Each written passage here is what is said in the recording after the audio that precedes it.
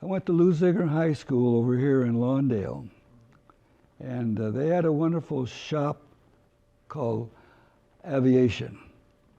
And so a lot of the kids, mostly boys, would sign up. It was an elective type of subject, but they learned enough mechanics and engine functions to apply and get a job at Northrop.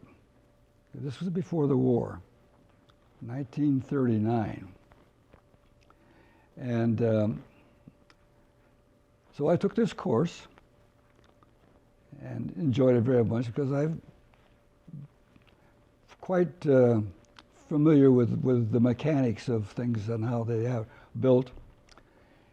And so I took this job over at Northrop, went in as a low 50 cents an hour. But I moved up to what they call a lead man eventually, and that was 55 cents an hour. And then if you were on the night shift, it was still, then you were up to 60 cents an hour. Meanwhile, Jeannie was working in a little machine shop there in Hawthorne, and she was making more money than I was. But you have to remember that a dollar in those days was a dollar, and it would buy a lot. And so one of the things that we always enjoyed is going to what we call the sweet shop. It was 10-cent hamburger, 10-cent malt, so you could really have a nice afternoon or evening for 50 cents. Take your girlfriend. And but it was the beginning. And from there, I just moved into different parts of the Northrop Corporation. Oh, I was there when they finished the building of the first big building there on what they call Northrop Way now. And they had the christening of the building and a big ceremony laying the cornerstone. So I attended that, and then the company got started really as an offshoot of another company that Mr. Northrop had with other investors called Avon, and they did, as I recall, a lot of sheet metal work, but they were in the design mode for airplanes. And from that, developed in with the investors. They had an investors meeting at the old Hawthorne Hotel.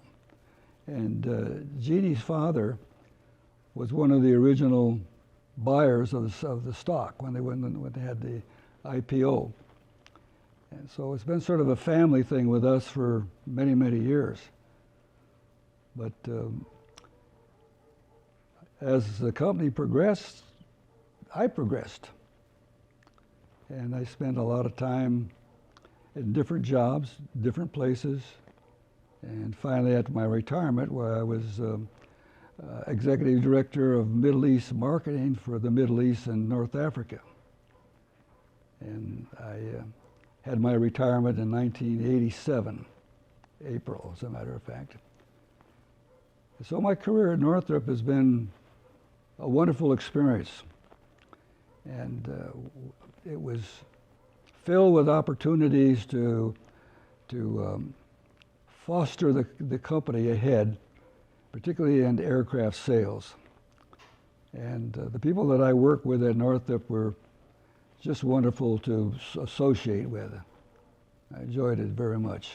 I read in the book here, and you can elaborate, that Jack Northrop's personal style and his friendliness and his desire to know the people in his company and talk to them was a big part of what made Northrop such a great place to work.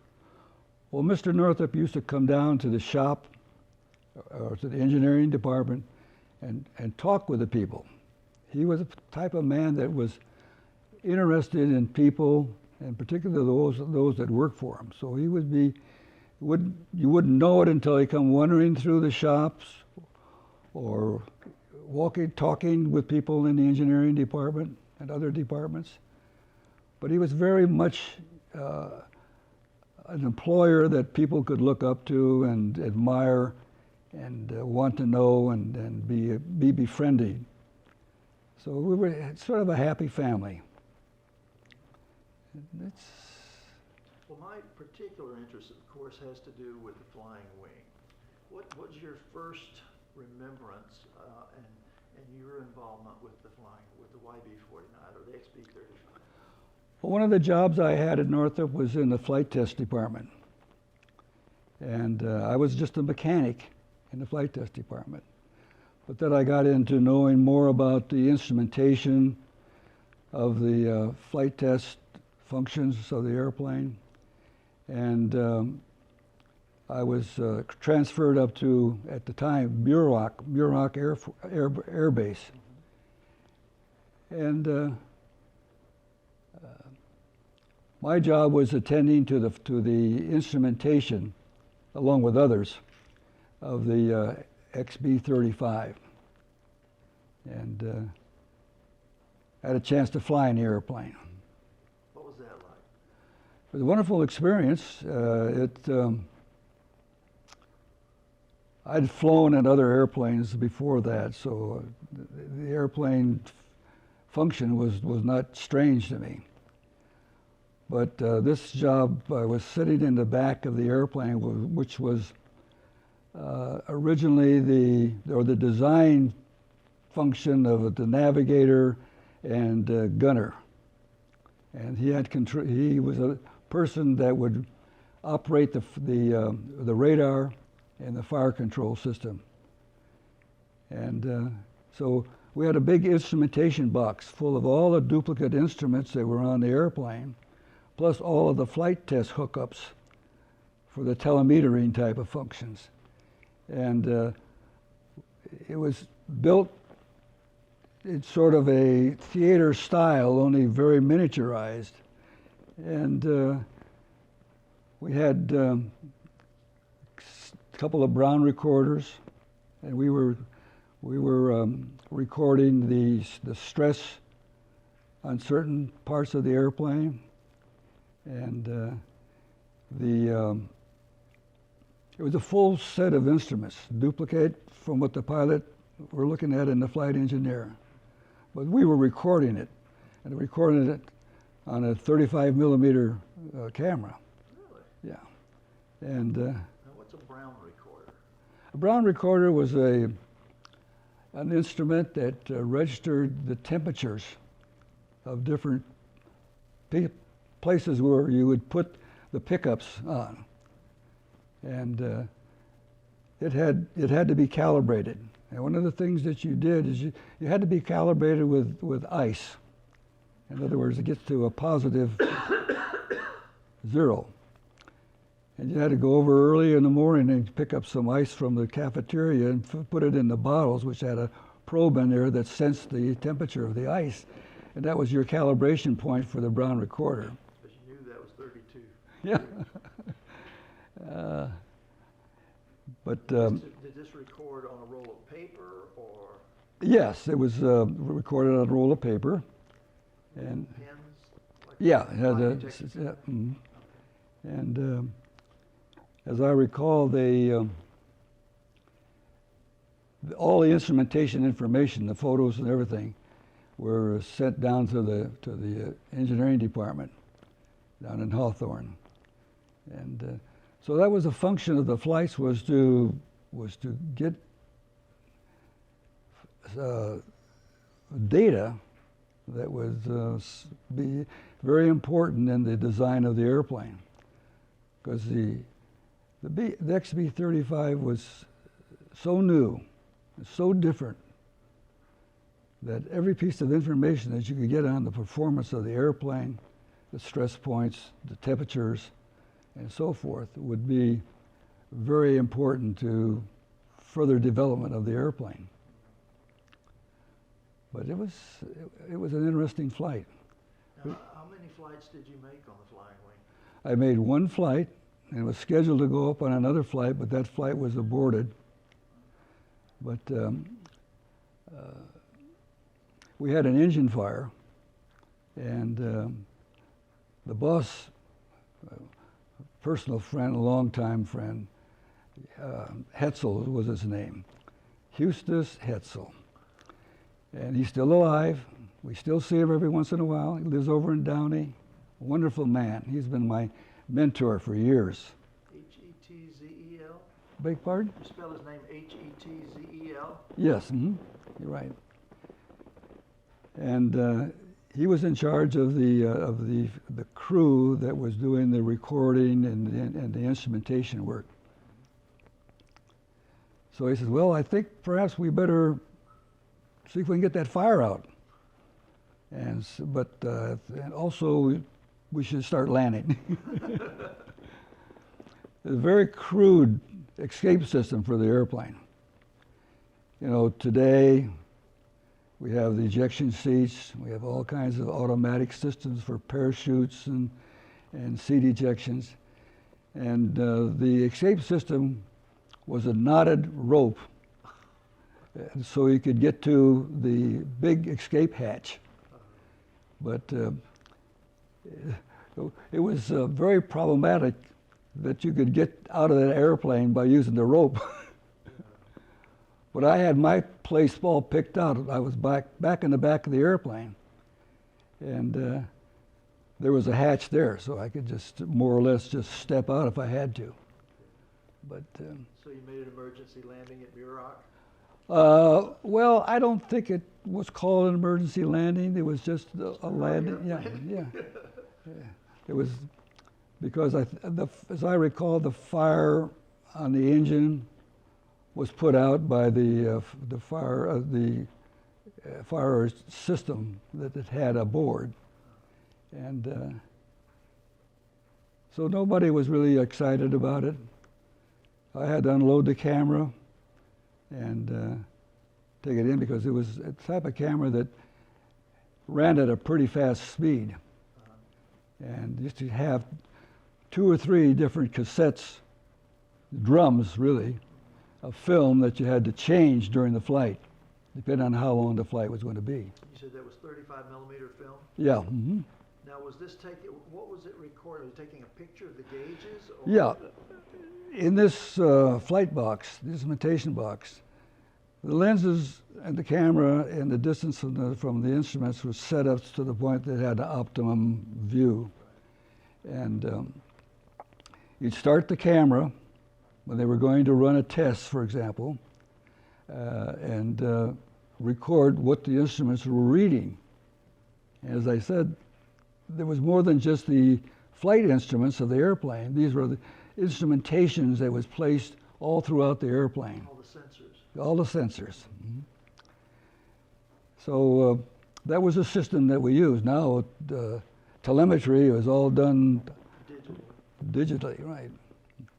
I used to visit up there every once in a while to the Northrop group at Edwards. And I mean, it was a far cry from the crude systems that we were using as to what they were working with. Yeah. Well, as the program, now, when the flight that you took, was that early on in the flying wing program, or was it later? No, it was early on. It was early on. It was the first airplane. Okay. Yeah. And now, how many total prototypes were there that actually flew? I don't recall how many. It seems to me there was 2 prototypes, but the production run was there were, I think, 9 airplanes at the time on the line being built. But I don't exactly remember. Seems I remember there were 3. It could be. I've got information in there that I could go to. But so then there was a point at which they decided to go with the jet engines and kind of remodify. Right. That was when they went to the what do they call it? The YB? YB-49. YB-49. Yeah, with the 8 jet engines, the TG-190s, as I recall. And of course, that was a whole new experience. I never flew in that airplane, but I was available. And that was interesting because it was sort of the beginning of the jet engine era. And I remember we had to come up with the power settings that had to be used for takeoff and flying. And part of adjustment was at the tailpipe. And if you were a good body and fender man, you could earn your salt that way by going out and reshaping the tail cone a little bit to get maximum power out of it. But that was an interesting airplane also. So the XB and the YB were the 2 airplanes that I worked on while I was there at Edwards. What was the feeling amongst employees about that program, about Jack and his dream? No, everybody went forward like they were just doing their job. You know, there was no side talk about, oh, this will never work or that'll never work. You had a job to do, you just did it. And it wouldn't be any different than if it was another airplane. We had 3 airplanes up there at one time, not all YB or XB at that time. They had the X4 and they had the F-89. The F-89 was going through a flight test program up there at Edwards at the time. I thought the F-89 was later than that. Was it the F-89? Well, it was towards the finished part of the program. But 1948 in that area? I don't remember the exact dates, but at one time we had the 3 airplanes all in the same hangar. Yeah. The F-89 was the first of the airplanes that came off the line that was used for the flight test program. So there was more going on in the Northrop designs than just the one airplane. Yeah. So then,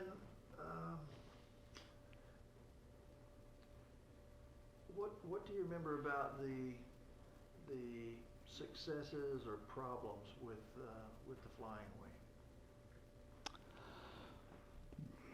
It was certainly a new design. It was very sleek, fast. You know, I don't recall any outstanding comments or anything about the design. We all knew it was very new, very scientifically problematic, but we worked on it and did our job as best we could for making the airplane successful. And we had some wonderful people, like Max Stanley, who was a chief pilot at the time, and Fred Brecher, who was another one of the pilots, Charlie Tucker, who used to fly the X4. And it was just sort of a group of people that you got to know, and you appreciated their ability to do things, and they were just friends. Now, other than the one flight that you took on the XB-35, what sort of involvement did you have with the other parts of the program? Not much after that. We came back. I was transferred back to Hawthorne, and at that particular time, there was the N3, the 3-engine airplane. What was it called? Pioneer. The Pioneer, yes, the Pioneer.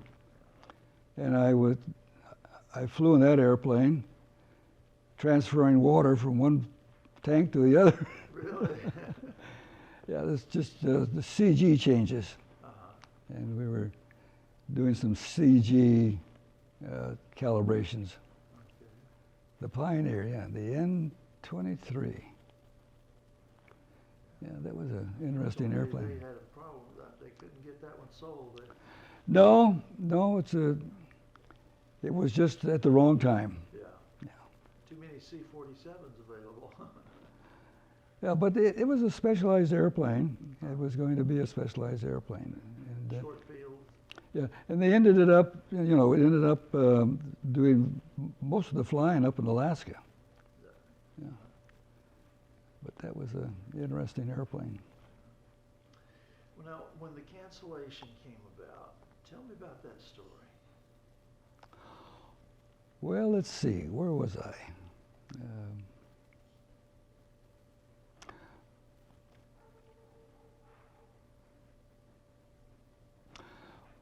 Well, the first concern was the people that were working on the airplane, because that was their jobs. And usually anytime a program is canceled or near the end of it, there's a layoff. So that was one of the first things that people were concerned about. But there were other projects that were ongoing that they were able to transfer people to, like on the F-89 program, which is a long-run production run. And I never noticed anything particularly unusual about the way things were going. It was a job. It had to be done. One of the fellows that I talked with said that there's quite a bit of emotion when they were told that it was canceled, and particularly when they came in to chop up the ones that were out on the production. Right. That was a heartbreaker. What do you remember about that? Not too much. I was not involved with the program at that time. Okay. Yeah.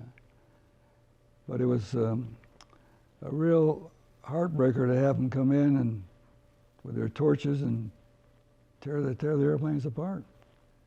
Did you happen to see any of that? Or? Not that I recall. Not that I recall. The last time I saw the flying wing was over in where was it? Well, they finally ended up with one airplane in the Air Force Wright-Patterson Museum. But this was over. I'm trying to think of the name of the little town over there where the grapes are growing. And they had one airplane over there stacked in one of the side aprons. Was that out at Ontario? Ontario. I couldn't remember Ontario. And so that airplane sat over there for a long, long time. But I believe that was the one airplane that was sent by the Air Force for their museum. Well, I had heard that they had cut that one up. Was that bad information, or? No, it was probably the way it was. As I say, I was sort of disassociated with the program at that time. But I do remember because we were taking the F-89s out there for pre-flight before we turned them over to the Air Force. Ontario? In Ontario. And then that's where the airplane was, parked out there in the vineyards. And you would see it out there when you... Yeah, I've seen it out there. But it was the airplane was there, and I knew it was there, but I had nothing to do with it there. Yeah. Yeah. Now, I've heard some people say that they thought that perhaps were some shenanigans or underhanded things that were part of the whole cancellation process. Did you ever hear any rumors, or did people talk about that?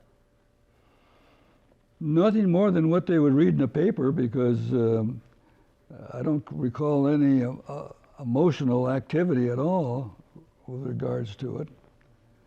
We were all disappointed, terribly disappointed. And, there's a lot of effort goes into these programs, and a lot of people stand with a little bit of pride as to what they contributed. But I don't remember any particular emotions from people. This is what happens in the aircraft industry. That you either got a full production schedule, or you're looking for a new business, or you're on the outside looking in, waiting for me to get a recall to come back to work. Yeah. I guess probably people in that business kind of put some money aside because they know that times are going to be hard at some point. Is that right? That's right. But I was reading in this Ted Coleman's book about the it says the FBI report on Major Cardena's accusation of sabotage on a cross-country flight. Oh yes, I remember that. What do you know about that? Well, this was a flight from Edwards back to Washington, show the airplane off. Max Stanley was flying the airplane. I think crew engineer was somebody by the name of Douglas, and he had a co-pilot. And I don't remember who the co-pilot is, but they made the flight and broke a record for their flight from Edwards back to Washington, and they were coming home. And somewhere in the route coming back where they would stop, and I don't remember whether that was an emergency stop or not. Probably was, because they sensed, the instruments were telling them that they had very low oil pressure. And so wherever they stopped, they were supposed to get oil put into the system. And that's where the rumor or the proof came from, where they had this problem with the airplane, but it was because the lack of maintenance, proper maintenance. But it was in the route back. And that must have been a wonderful sight back in Washington to see that flying wing airplane. Yeah, because it's so hard to see in the air. I went out in the desert a couple of times when the airplane was doing bombing runs at certain altitudes. And I was manning a theodolite out there. And they would say, they tell me I had the headset on, they were saying that there were several theodolites set up out there. It's telling me that the airplane is now approaching, it's going to be at 1,200 feet or something like that. And you look, and you couldn't see the darn thing until it just came over the top of your head. But fortunately, the satellite, the theodolites were on automatic. They were taking the whole thing in. But as a person, it was kind of startling not to be able to see that airplane, particularly in the desert haze. Yeah. But that was an interesting experience. Yeah, they were saying that, let's see, it says the airman who failed to fill the oil tanks at Wright-Patterson was later killed in an unexplained accident. The mystery. Yeah. What have you heard about that? No more than what's in the book. Oh, really? Yeah, it's. I remember that there was a sense of distrust at that particular time, and people trying to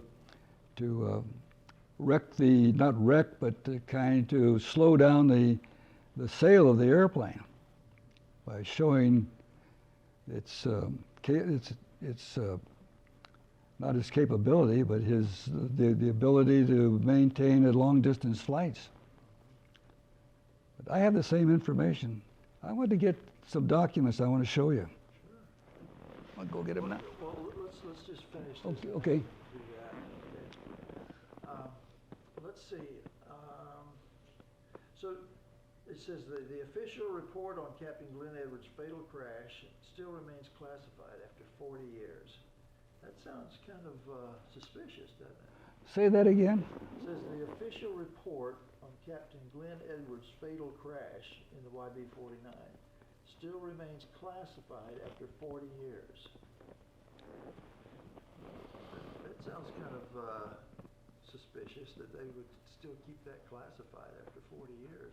What if it's still classified? Well, that's a good question. I would think that maybe we'll do one of those freedom of information. Probably could get that. Yeah. So, so you don't remember any suspicions that people had about the sabotage or about? No, the only thing that I've ever heard about that accident was that they were doing different types of stalls in the airplane. And there's one particular type of stall, which was the fatality of the airplane.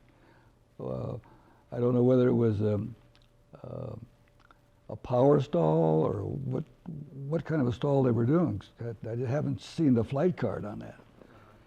But that was one of the suspicions that they had, is that it actually happened that way during the flight without any other knowledge about the failure of the airplane. Most airplanes do have a point if you're doing stalls.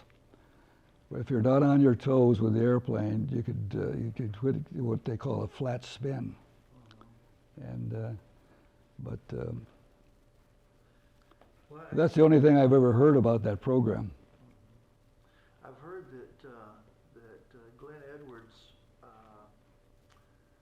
that Max Stanley and the other test pilots tried to give him some tips on flying this aircraft because it was unusual in its flight envelope, and that he was sort of an arrogant son of a gun and wouldn't listen to him. I have no comment on that, but I know Max was a very thorough man when it comes to explaining the airplane and to other pilots on some of the idiosyncrasies that the airplane may have under flight conditions. And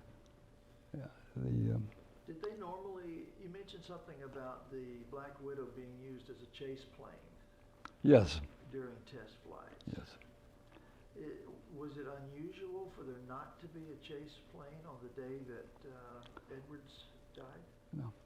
No, that was the first airplane on its maiden flight up to Edwards. That's the one that you were on? No, I wasn't on that flight. Oh, okay. This was another test flight that I was on. But this was taking the airplane from Hawthorne up to Muroc Air Base. And that's when the P-61, they had a cameraman on board, and that was the main purpose of the accompanying airplane, the chase plane, was to take pictures. And unfortunately, Roy Wolford, who was the photographer, had to bail out. Roy was a wonderful man. I worked with him and know him, and my wife went to school with kids, which he was one. Which flight was it that he had to bail out? The first flight. Of the XB-35? Yeah, Not the YB-49, not the later. No, not the YB-49. This was the XB-35, the one with the big reciprocatings. Yeah, right. But they said that when the YB-49 crashed with Edwards, that there was not a chase plane on that particular flight. Was that an unusual thing, to not have a chase plane? I don't know. Usually for any kind of a flight where a new crew is checking out, they would have a chase plane. But I didn't know whether they had a chase plane or not. Yeah, as if it was a first flight for a new crew, not uncommon, particularly with the Air Force pilots. But they didn't necessarily use a chase plane on every flight. No, not necessarily. We didn't have a chase plane on our flight when we had the engine fire. Oh, okay. No, it was only those special situations where they were briefing other people to fly the airplane. As you said, it has some characteristics with all the different aerodynamic features that it has. And Some of the speculation has been that they were doing a high altitude stall, and that perhaps as you talk about the center of gravity, because as the fuel burned off, they got kind of tail heavy, and that they didn't do the balancing of the fuel with the pumps and whatever, and that it got tail heavy, and then when it nosed back over, it picked up speed so fast because of it didn't very little drag, that when Glenn Edwards tried to pull it out, he tore the wings off on the outer wings.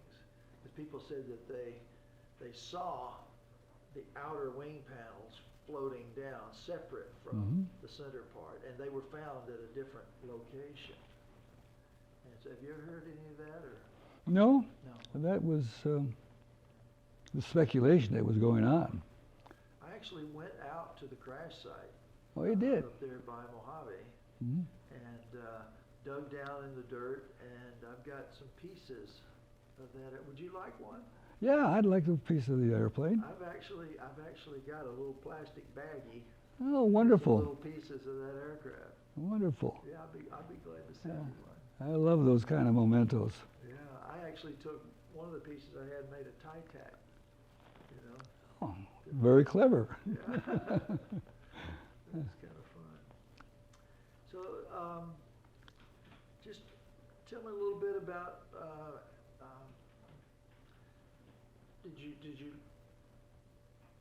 Was there any talk in the company about the political side of it? That Stuart Symington, I heard he owned stock in Convair, and that's why they wanted to shut things down and move it to Texas. Did you ever hear anything about any of that?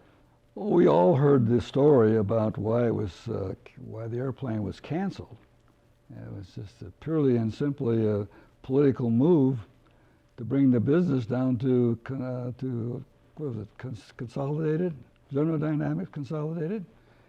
And Mr. Northrop says, we're not going to build the airplane down there. We're going to build it here in Hawthorne or other places. And that's what, as I understand it, as a rumor, was the part of the reason why it was canceled. Purely political.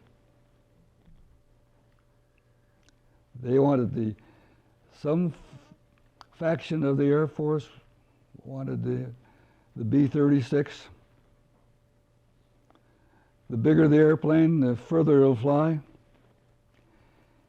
But only political, and political reasons only was the cause of cancellation. There were a few little idiosyncrasies of the airplane which you had to learn very carefully in order to have full control of the airplane at all times. And pilots like Max Stanley and Fred Bretcher were very capable of doing that. Anybody sitting in the pilot's seat had been briefed thoroughly by those two men. It wasn't an interesting experience, though. We were putting in a new piece of equipment we called Little Herbert, which was I can't think of the correct technical name of it, but it was an apparatus that was like I'll best describe it. It was an apparatus that kept the airplane functioning on the controls by electronic impulses. And I had to go over and get the flight test equipment ready for that flight, the next flight. And Mike was just a young boy at that time. And so I brought Mike with me, so I went in to see the airplane. And so we went up into the airplane. I had him come up there with me. And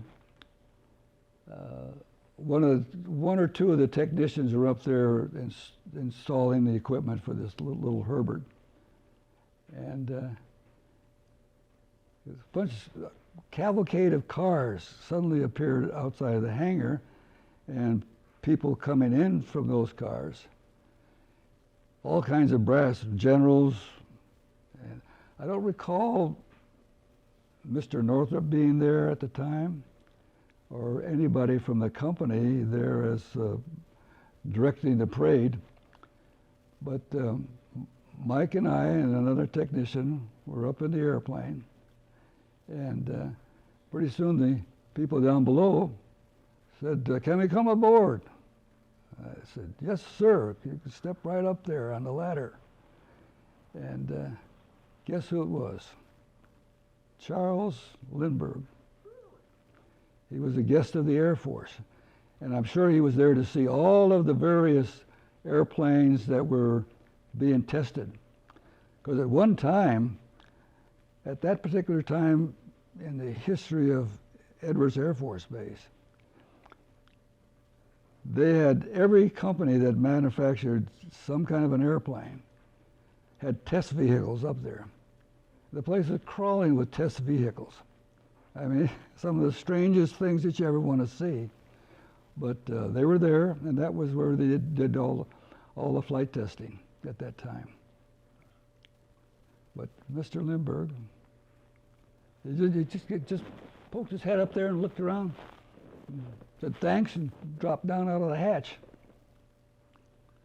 But that was surprising to have all those military vehicles come roaring in there and offloading and coming over to the airplane. They looked at several airplanes, I'm sure, while they were there. And what was the result of the little Herbert? This is like a computer or fly-by-wire kind of thing? It wasn't. Autopilot sort of thing? Yeah, it was a combination of the autopilot. I don't recall the exact function that it did, but it was work that had to be done, and for the next flight. Did you have an opportunity to look at any of the telemetry before and after? Did it work? Well, yes, it worked, but it was very crude at that stage. But later on, it became almost a necessary component of every aircraft system.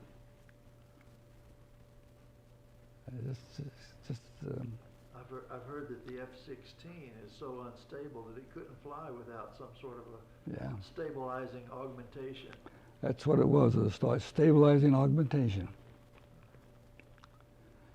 Most airplanes require it.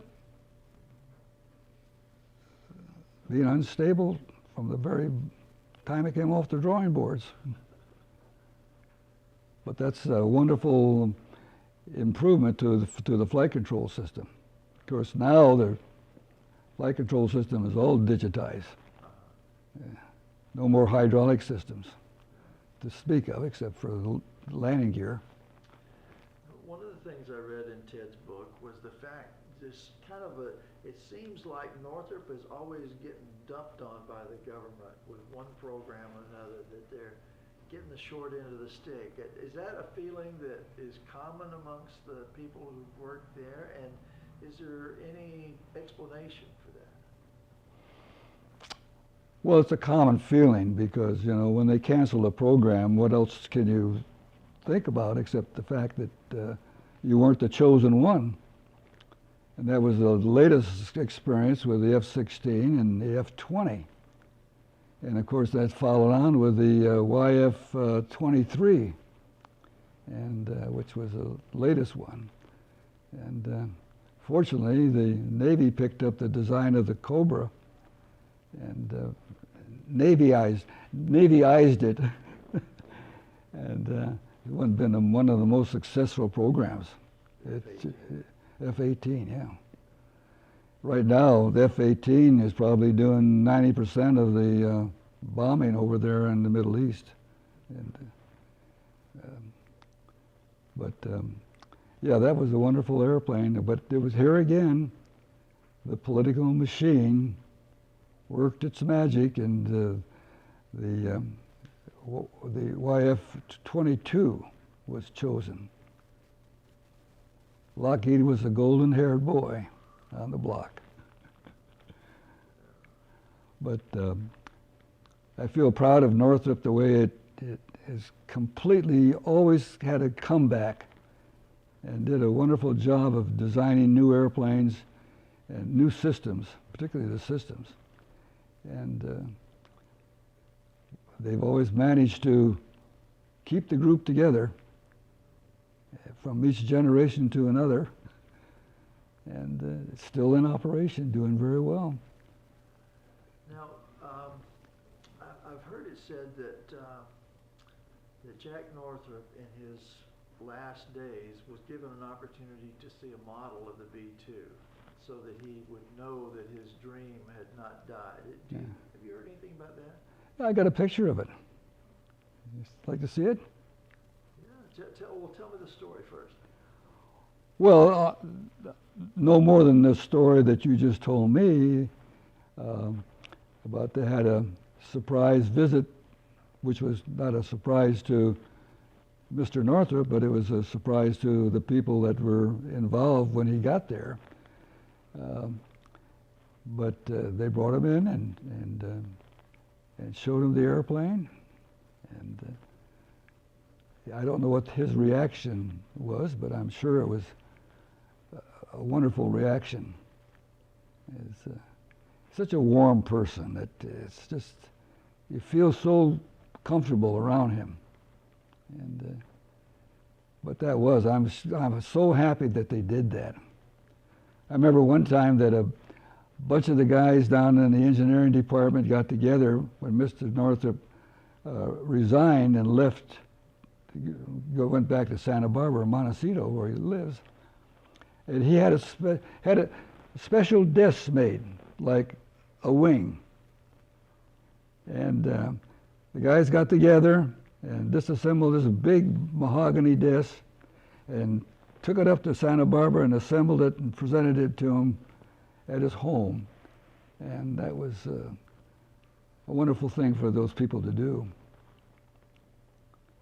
I had no part in it. I was just aware of what was going on. Yeah. But what about the F-5 and your involvement with some of the later aircraft? Well, the F-5 program was a wonderful success, and I think there's something like 20 some odd countries that have the airplane. And just recently on the computer, I ran across the video of the flight demonstration team from Switzerland, which were flying F-5s. We're showing the demonstration of their various tactics, and like the Thunderbirds or the Navy group. And so the airplane is still flying, it's still making money for the company. And it took a long time for the airplane to develop, but it finally came about. Most of it was, it could have been in people's inventory earlier if it hadn't been for now more political. The government was not willing to give the airplane on what they call the MAP program, the Military Assistance Program, or they just drugged their feet. I remember going into embassy after embassy, giving a briefing, and that was the time of Jimmy Carter, and to say, well, it's an interesting area.